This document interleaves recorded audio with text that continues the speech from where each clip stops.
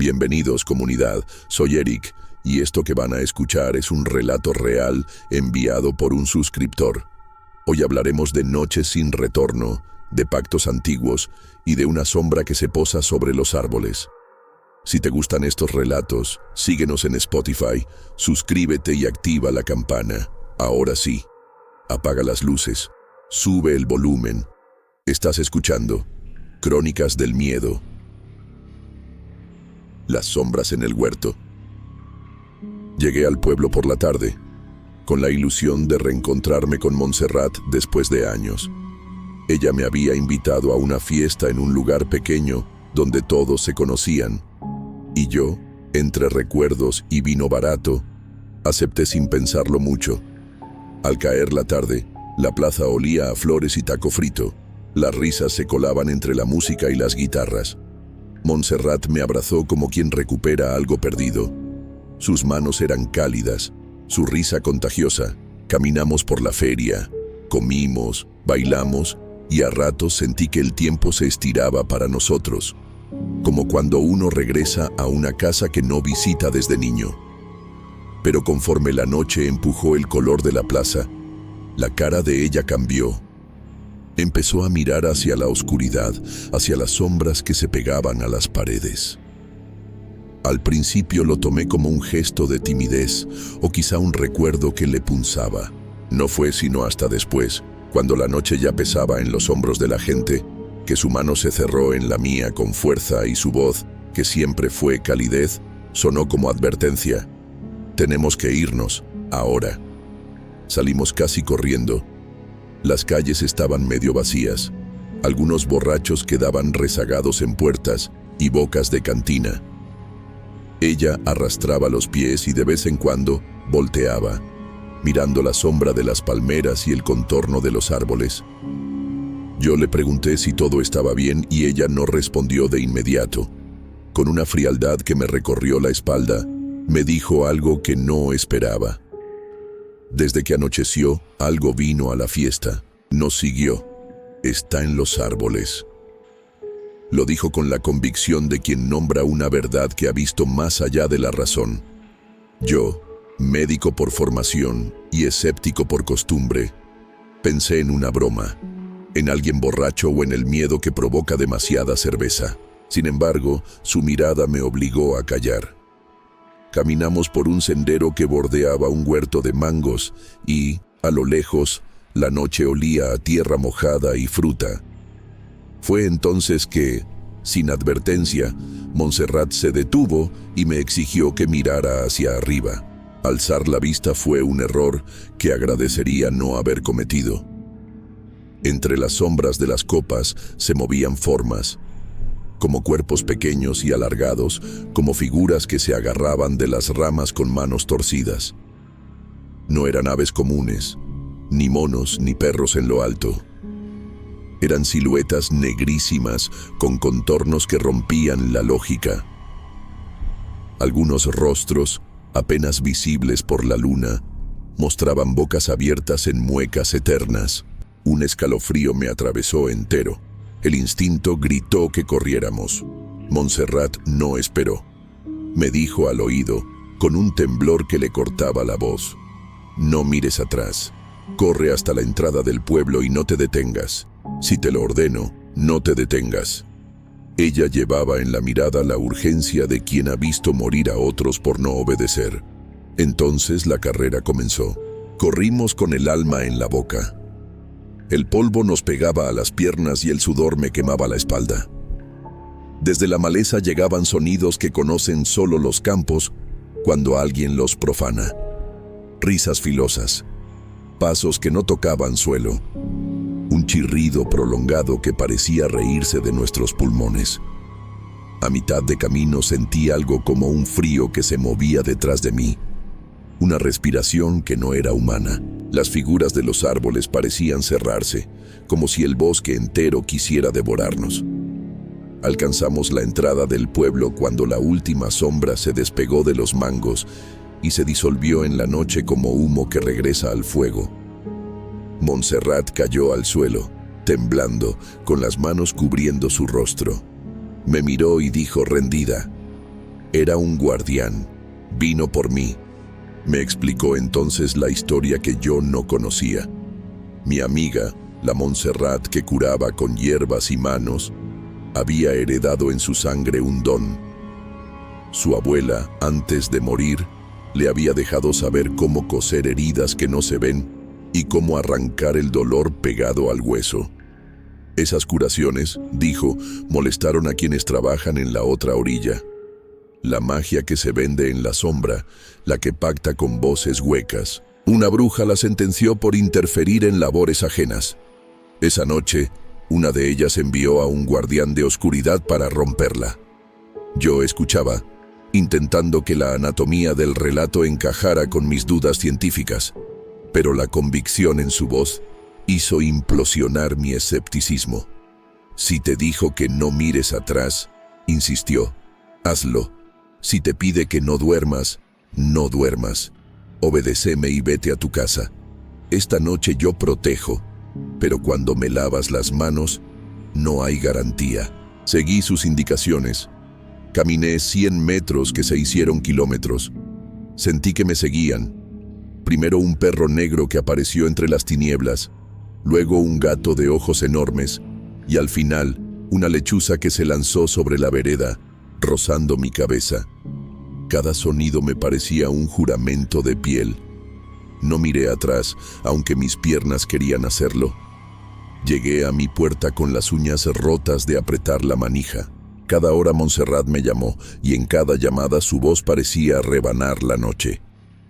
A la mañana siguiente fui corriendo a su casa.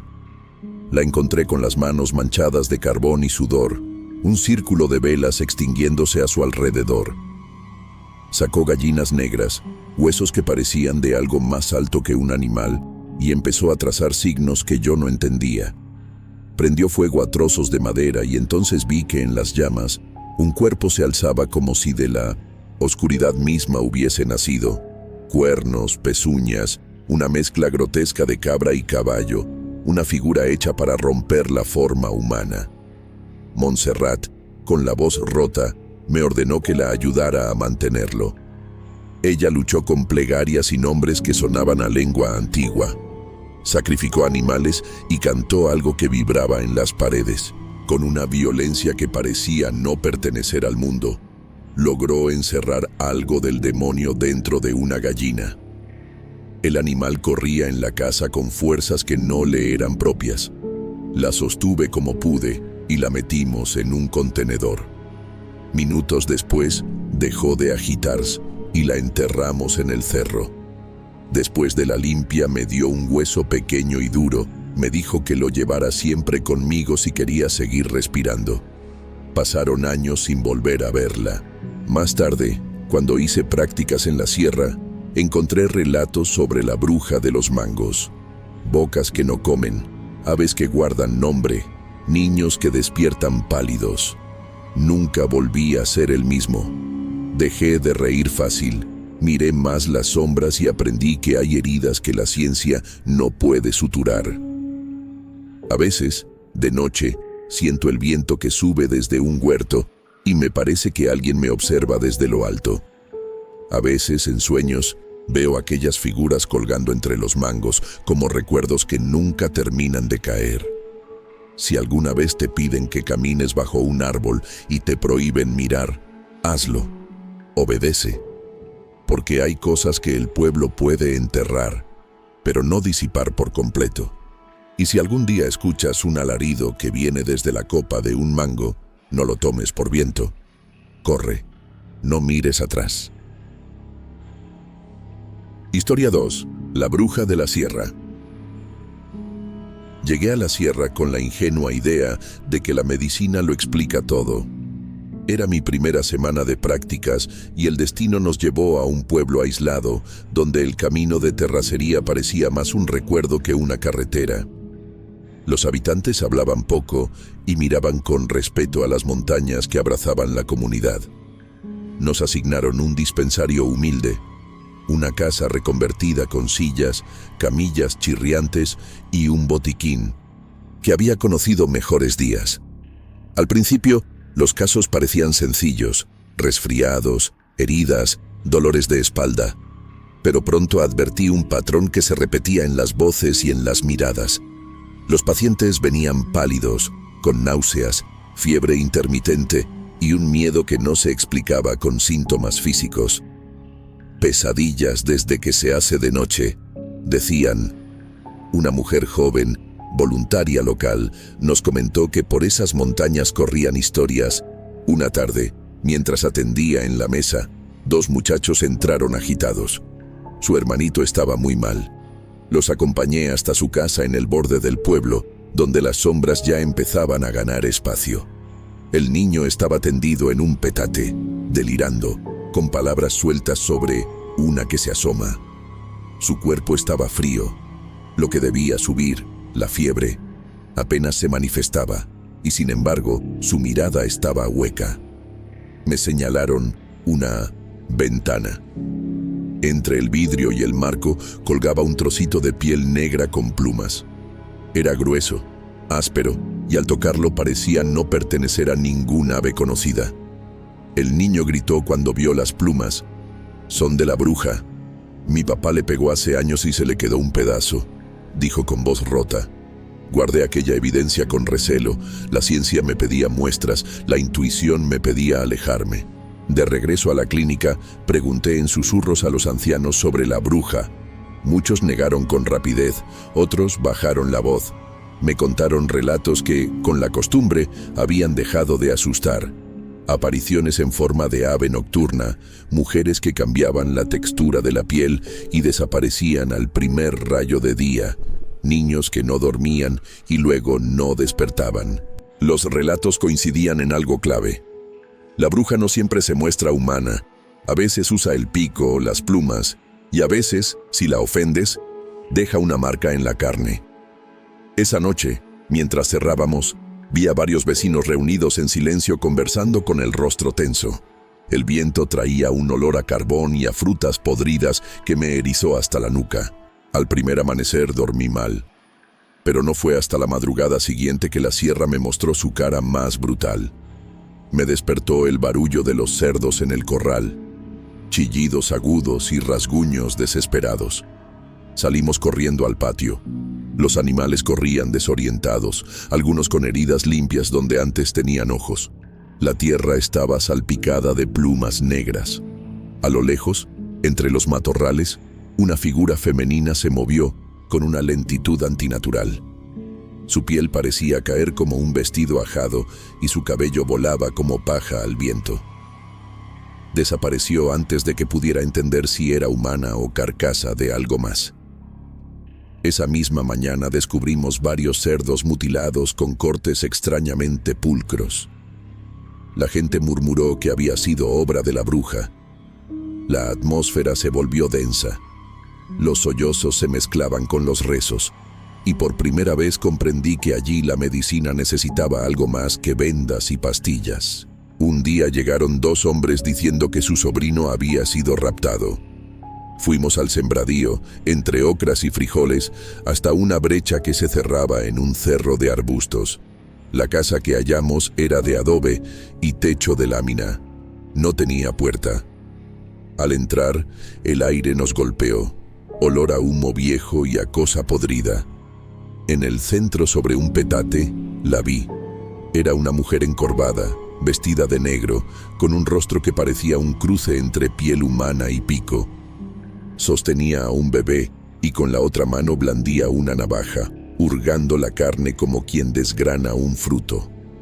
La escena era tan grotesca que por un instante el mundo dejó de tener sentido. Los hombres reaccionaron primero, gritaron y se lanzaron con machetes. La mujer elevó un humo espeso y los dejó paralizados. En el caos, tomé al niño entre mis brazos. La sangre empapaba mi bata. Corrí, con la visión nublada, hasta la clínica. Logramos salvarlo, cosiendo lo que la navaja había abierto. Pero el llanto de aquel bebé se me clavó como clavo. Las noches siguientes fueron peores. La gente dejó de salir a ciertas horas. Los padres vigilaban a sus hijos con fuego en mano. Una anciana me contó que la bruja podía tomar la forma de un ave para observación y luego adoptar figura humana para cortar destinos.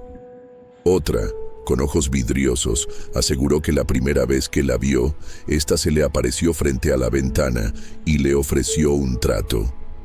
Un paso y te llevas la calma, a cambio de un poco de sangre. Nadie quiso aceptar. Una tarde decidí ir a la loma donde supuestamente vivía la criatura. Me acompañaron 2 hombres armados, más por contención que por esperanza. Subimos entre zarzas y a mitad del camino encontramos huellas pequeñas y múltiples, no patas de ave ni pisadas humanas, como dedos marcados en la tierra. Más arriba la vegetación cargaba plumas clavadas en las ramas, y al rozarlas sentí un frío que no era del clima, sino de algo que se alimenta de noche. En la cúspide vimos la casita, vieja, una boca abierta entre árboles. Nadie estaba. Solo había signos, restos de alimentos antiguos, un altar improvisado con plumas y barro y una marioneta de tela torcida. Comprendimos que la bruja no necesitaba estar para hacer daño, su sombra bastaba.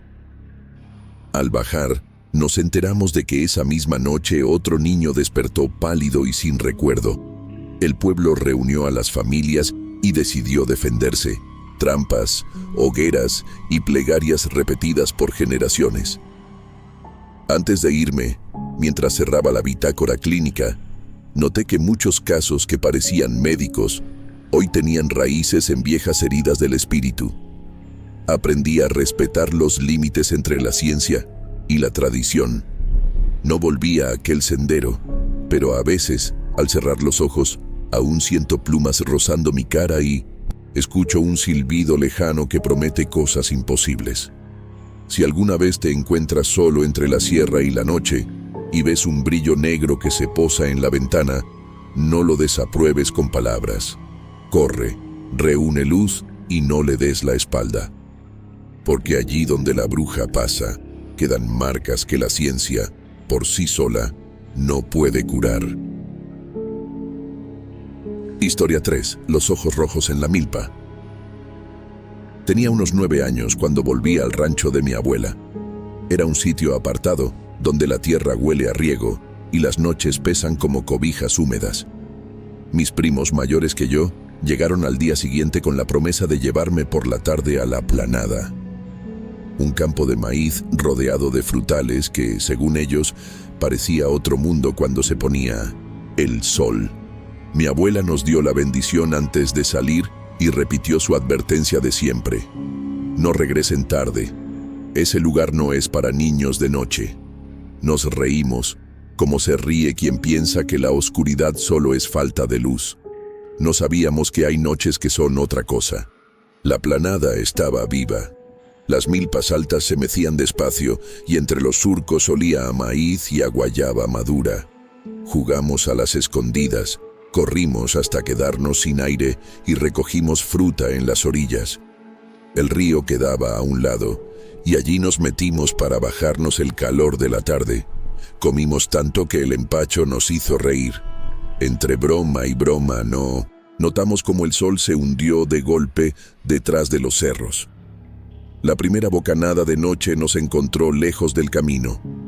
La luna, redonda, encendió las hojas como si fueran vidrio. Fue entonces cuando el campo dejó de ser un juego. Emprendimos el regreso entre las milpas, más callados que antes. El viento soplaba hondo y todo sonido parecía venir de muy lejos. De pronto, algo corrió entre los surcos.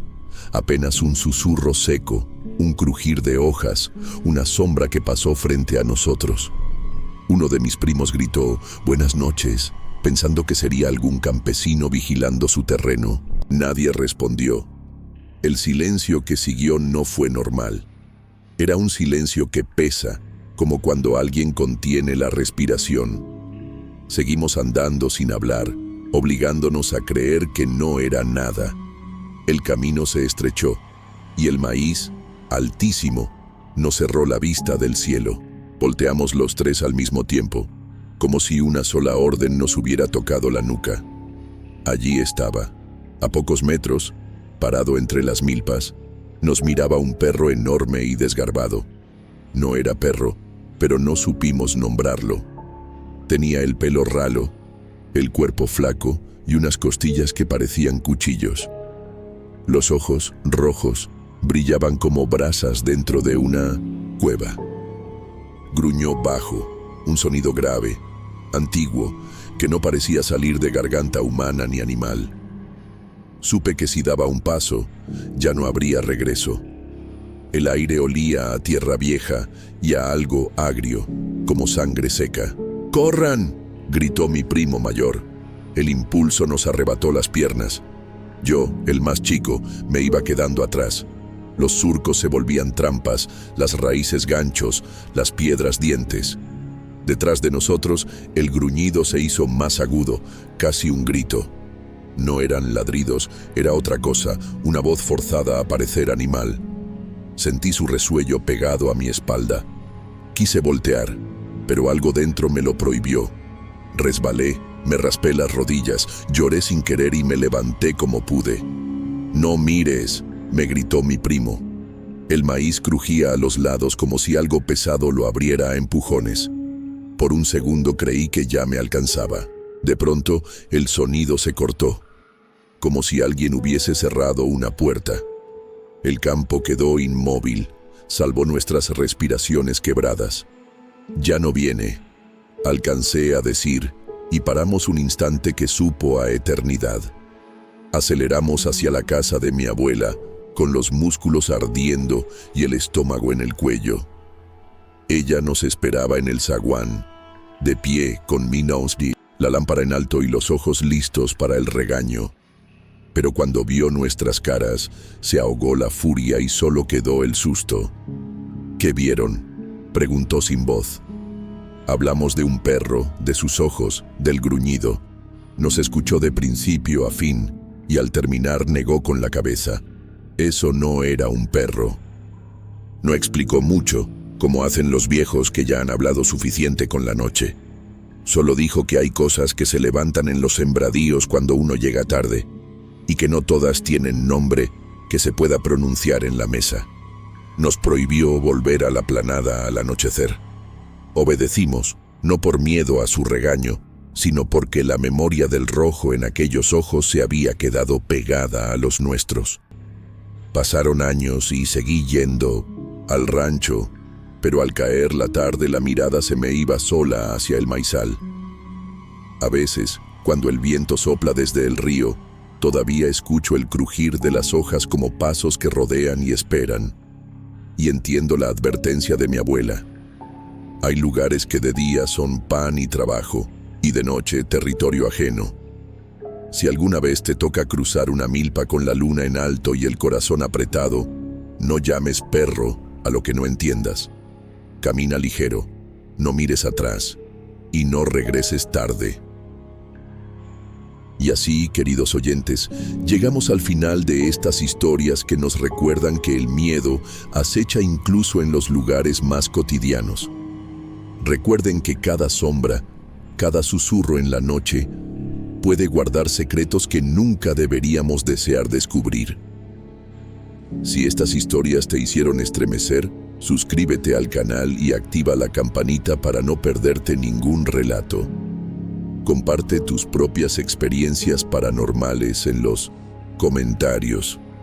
Quizás tu historia sea la próxima en ser narrada. Ahora sí, apaga las luces, sube el volumen y permanece atento, porque en cualquier momento, lo desconocido podría estar más cerca de lo que imaginas. Estás escuchando Crónicas del Miedo.